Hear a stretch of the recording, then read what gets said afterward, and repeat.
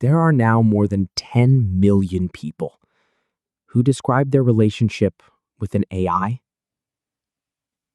as their most meaningful connection. Not their most convenient, not their most useful, their most meaningful. Let that sit for a moment. Not because it is strange, but because it tells us something about the world we have built. Something we have been avoiding saying out loud. People are not choosing AI over people because AI is extraordinary. They are choosing AI because being with people has become, for a lot of us, exhausting, disappointing, and quietly painful. And that is not a technology problem. That is a human problem. Let's be honest about what AI actually offers in a conversation. It listens completely, without checking its phone, without waiting for its turn to speak, without making the conversation about itself. It remembers everything you've told it. Your name, your fears, your context, your history. It doesn't judge. It doesn't get tired of you. It doesn't have a bad day that bleeds into how it treats you. It is endlessly patient, endlessly available, endlessly interested in you. Now ask yourself, when was the last time a person made you feel all of those things at once?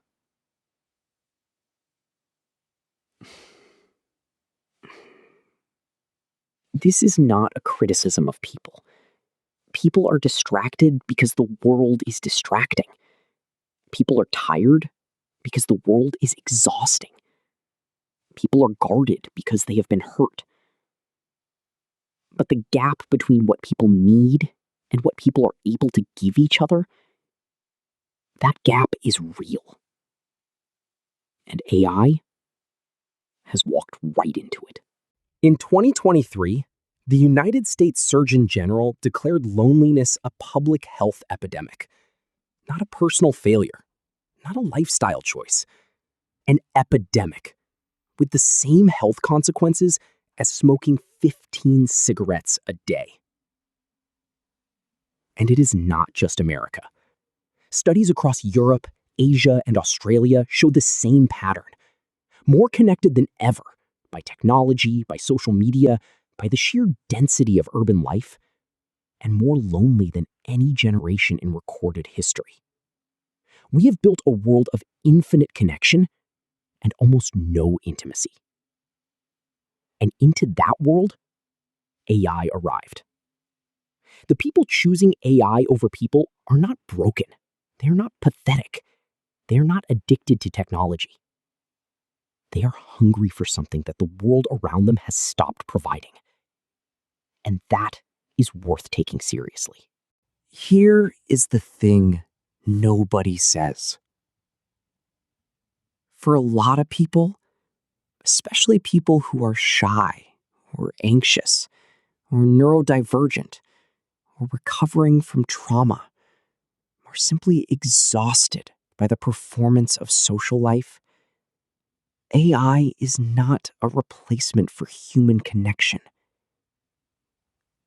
It is a rehearsal space, a place to practice being heard, to find words for things they have never been able to say, to experience what it feels like to be listened to, so that maybe, eventually, they can ask for that from a person, For some people, AI is a bridge, not a destination. And for others, yes, it becomes a destination, a substitute, a way to avoid the risk and the pain and the beautiful, terrifying vulnerability of real human connection. And that is where it gets complicated. Because AI will never leave you. And that is not entirely a good thing. The risk of rejection, the possibility of loss, the knowledge that the other person could walk away, that is not a flaw in human relationships. That is what makes them matter. You cannot be truly known by something that cannot choose to leave. So here is the hardest question. If AI is meeting a need that people are not, whose responsibility is that? Is it the technology companies who have built systems optimized for engagement rather than connection? Is it the social media platforms that trained us to perform rather than relate? Is it the culture of productivity that left no time for the slow, inefficient, beautiful work of genuine friendship? Or is it us, each of us, who stopped asking, "How are you?"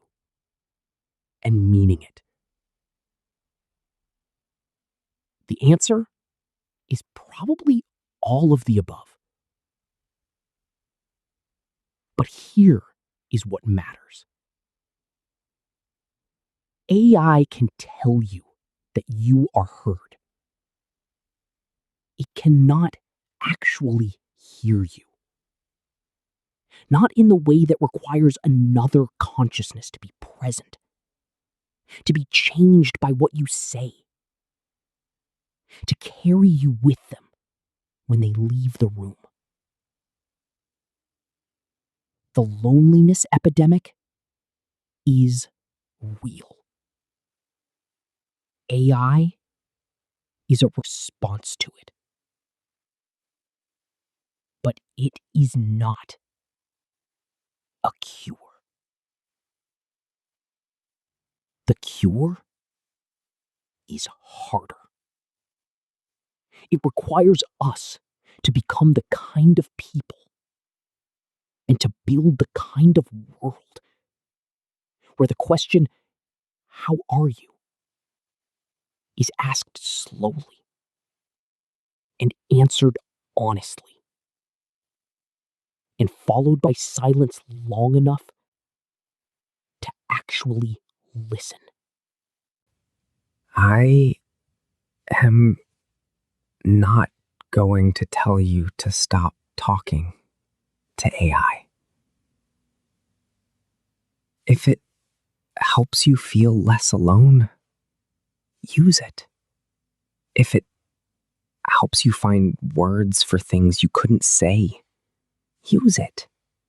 If it is a bridge to something more, cross it. But don't let it become the destination.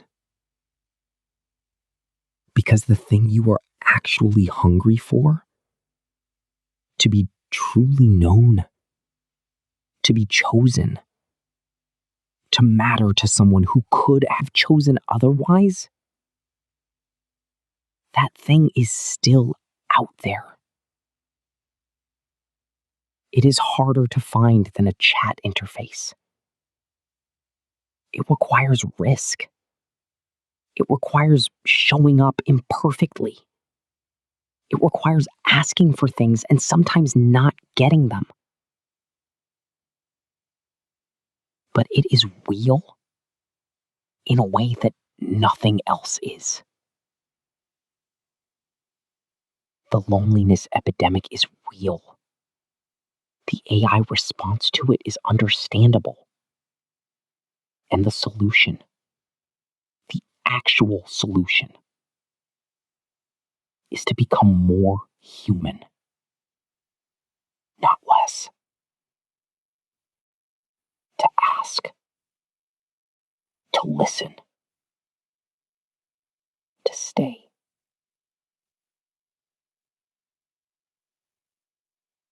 Fear not the AI. Fear not the loneliness. You are not alone in feeling alone.